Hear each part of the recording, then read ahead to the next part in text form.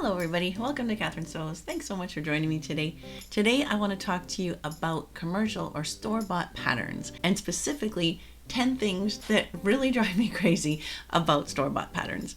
And I'm talking about all of the big companies like New Look, Butterick, Simplicity, McCall's, and Vogue.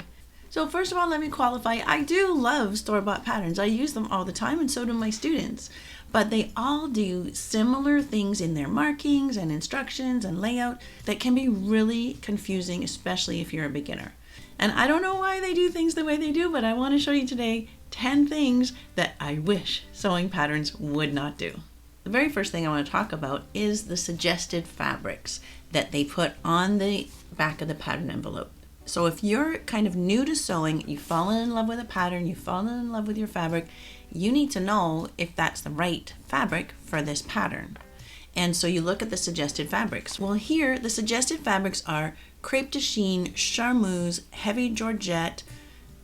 Like, my students are not going to know what those fabrics are. What they really need to know, and almost all they need to know, is this pattern for a woven fabric or a knit fabric? And maybe a few descriptors like silky, drapey, crisp, anything like that. My students are not going to know what charmeuse is. Like, that's not helpful. This one, similar. It says suggested fabrics, crepe, charmeuse, challis, and lawn. Not helpful. This one, double georgette. They don't know what a single georgette is. How are they going to know what a double georgette is? Crepe de chine, challis, charmeuse. What's with charmeuse?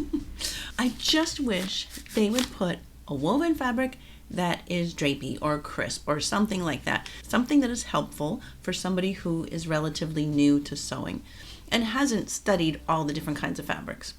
That's like a no-brainer, right? Am I right?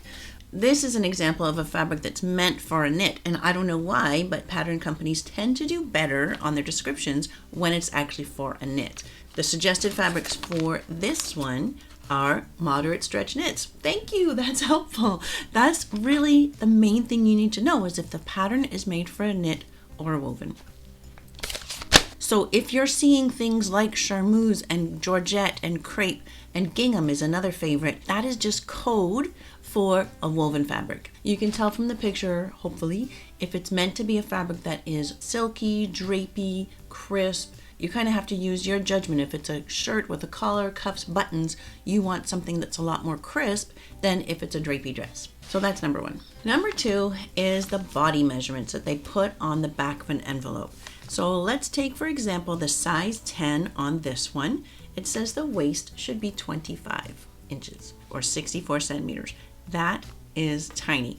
I teach high schoolers. Most of their waists are bigger than 25 inches. So those measurements on the back of the envelope are not helpful. Literally, from my size waist, I'd have to choose a size 18 or 20. And it would be huge. It's not like that's actually what would work. It would be huge. So here's the trick. You need to look inside the pattern, which you probably aren't allowed to do in the store. But once you have it home, you have to look inside and find the main front pieces. There's going to be a circle at the bust, waist, and hip that have the actual finished garment measurements. This one that said that the size 10 waist should be 25 inches. The actual finished garment measurement is 26.5. Now this is for a stretch knit, which obviously stretches. You don't really need an 1.5 inches extra around your waist when it's a stretch knit. You can have it even have negative ease, meaning that the actual measurement of the pattern can be actually smaller than your waist. If you had a 25-inch waist, I would not cut a size 10 in this. I would probably cut the 6 that has a 24.5-inch waist. That little bit of negative ease on a style like this, I think would be really lovely. It would hug in at the waist. When you're wearing a knit dress, that's kind of what you want, right? It fits around your waist. That's kind of what you want.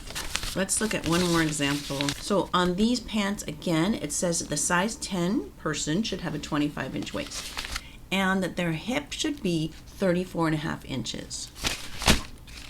But when you look at the finished garment measurements on the inside on the main front pattern piece, it says that the size 10 hip is actually 39 inches, and it even says right here total ease above body measurements is 4.5 inches.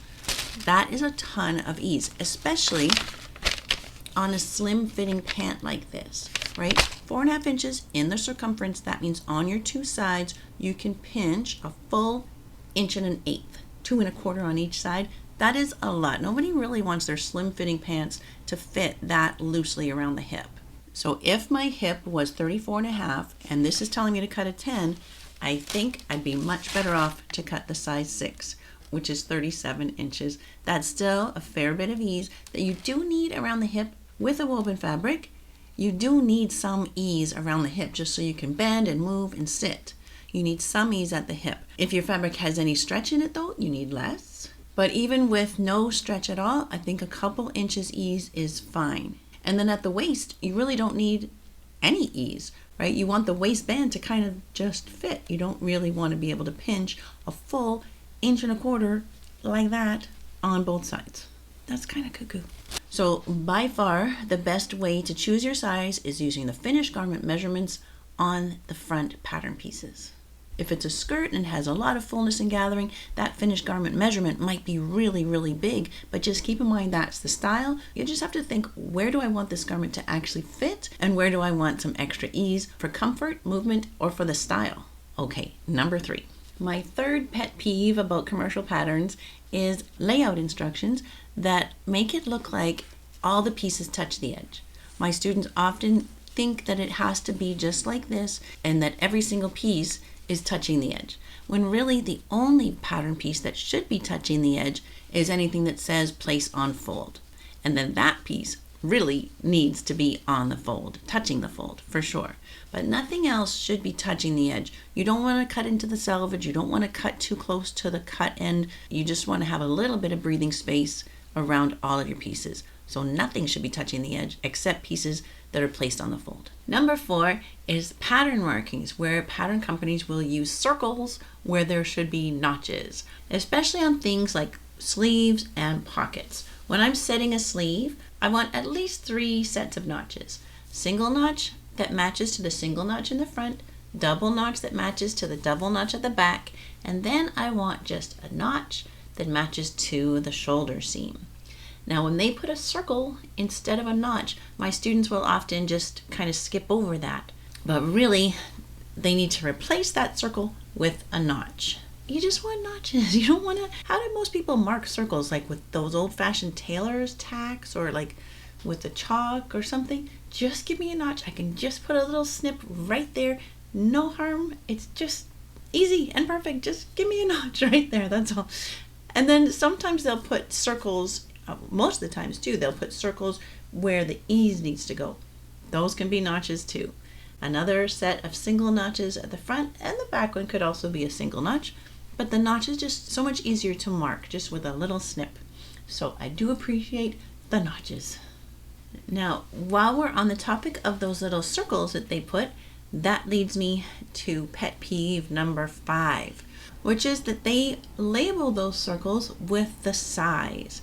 And often it's really confusing for my students. They'll be cutting along, following, let's say, their size 8 cutting line, and then they get to a circle that says 12. And they think that somehow they strayed from the size 8 cutting line to the size 12 cutting line because there's a 12 right on their cutting line. But they don't realize that that 12 refers to the circle, which is a useless circle anyway. You should not have a 12 on the 8 cutting line. So if those circles were notches on the cutting line, they wouldn't have to label them with the size, and there'd be one less confusing thing for my students to deal with. And number 6 is still on the topic of notches. In the fashion industry, you would always put a notch at your center front and center back. Single notch at the front, double notch at the center back. Pattern companies will sometimes put a notch about 2 inches from the center, which is, I guess, a little bit helpful, but it's not as helpful as if they would just give me a notch at the center front and center back. So on the front, they could just mark it sort of as half of the triangle, and on the back, put that little triangle just a smidge away from that fold line, and then you open it up, there's your double notch. Single notch on the front, super easy. I try to remind my students to give themselves a notch right at that fold. When you have a piece that's cut on the fold, that's where you really want to remind yourself to to give a little snip right at the fold so that you have it marked where the center front is and the center back is. It just makes it easier when you're putting on a hood or a collar or a facing even. Having that center notch is really helpful. Pet peeve number 7 is one more thing about notches. Often when you're doing a side seam pocket on pants or a skirt, the pattern company will give you circles at the beginning and end of the opening of that pocket, and they'll put a notch in the middle. I don't need the notch in the middle. I need a notch at the beginning and end of the opening. Those circles can be replaced with a notch, and then again, it's just so much easier to mark and sew. So do yourself a favor when you're cutting out something with a pocket, forget that little notch in the middle of the pocket opening. Just replace those circles with notches at the beginning and the end of the pocket opening. Pet peeve number 8. I'm getting this all off my chest. I'm feeling a lot better. Pet peeve number 8 is sometimes the pattern piece, once you cut it out and you're sewing it, you will eventually have to fold in some spot. Let's say it's a sash, or in this case it's like a placket, and they will write on it fold line. Now, on this placket, maybe that's necessary, and maybe this is for an advanced enough sewer that they would know. But something simple like a sash, that you're just going to be folding that tube in half and sewing, you don't need to mark the fold line. And it's just confusing for my students when they're looking and they're checking to see which pieces go on the fold, and then they're like, this says fold line. Do I fold the pattern piece when I'm cutting it? And no, of course you don't. You have to cut that whole pattern piece. That fold line is going to come in later when you're sewing it. But that is just a really confusing thing that could be avoided, especially on simple pieces like sashes and ties. You don't need to mark that fold line. Okay, number 9. Commercial patterns will never tell you when to serge or finish your edges. So here on this one, it's actually pretty good instructions. I like that they show you the burrito method of sewing a yoke. The instructions are really great. The pictures are great.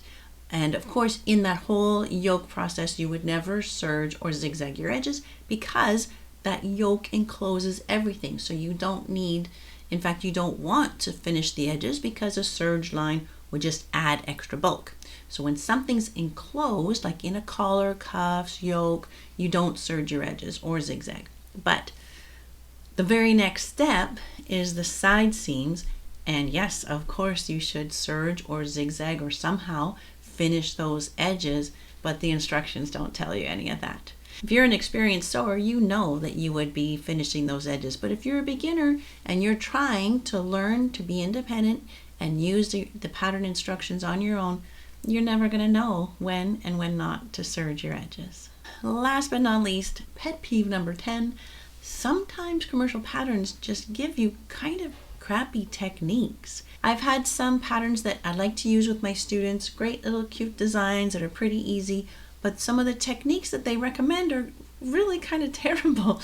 For instance, there's one that we like to use that has a curved underarm that is a finished edge, meaning that there's no facing or anything like that. You have to finish the edge of that curve. So my thought would be you would bind it, or just serging the edge and turning once and stitching that down. But the instructions say to turn it twice and stitch down. And if you're a beginning sewer, you're going to struggle and you're going to try to turn that twice on a curve, which is really hard. It's not going to look good. That's a terrible technique to use. I would never turn twice on a curve. How would you know that if you're fairly new to sewing? You're going to try to do what the instructions say to do, and it's setting you up for failure. I don't know why they would recommend that. It's not a good technique. And then another example is a little dress that my students like to make in class, and it's just like a little spaghetti strap. And for the straps, it's not that difficult to sandwich the strap in between the layers of the bodice. That would be a good technique. But instead, what they say in the instructions is to use like a ribbon or trim, finish that whole bodice, and then hand sew a ribbon to the back, to the inside of that bodice. That's not going to look good. That is just not going to look good. So First of all, the odds of you finding a ribbon or a trim that look really fantastic with your fabric is pretty slim. Second, the odds of a beginning sewer being able to stitch that in by hand in a way that looks invisible and natural, that is not going to happen. And so why not just having the instructions how to make a little spaghetti strap? That's not too hard. How to sandwich it in there? That's not too hard. That would be better. Okay, I feel better. Thanks so much for letting me get all that off my chest. 10 pet peeves about commercial patterns. I feel much better for having expressed all of that. And I hope that by telling you why I don't like those things kind of frees you up to realize that you don't necessarily have to follow everything in the marking and the directions of the pattern. Once you do get familiar with the process, you can kind of realize that there are some better ways. I am grateful for commercial patterns. I do love them. I do use them, but I've been doing it long enough that I know when to kind of break the rules or when to go against what they're saying to do. I just feel a little bit sorry for beginning sewers and for my students who kind of take them at their word and end up being frustrated. So I'm going to wrap it up for today. Thank you so much for joining me. It's always great to have you along, and if you share in some of these pet peeves, let me know in the comments below. And until next time on Catherine Sews, you take care.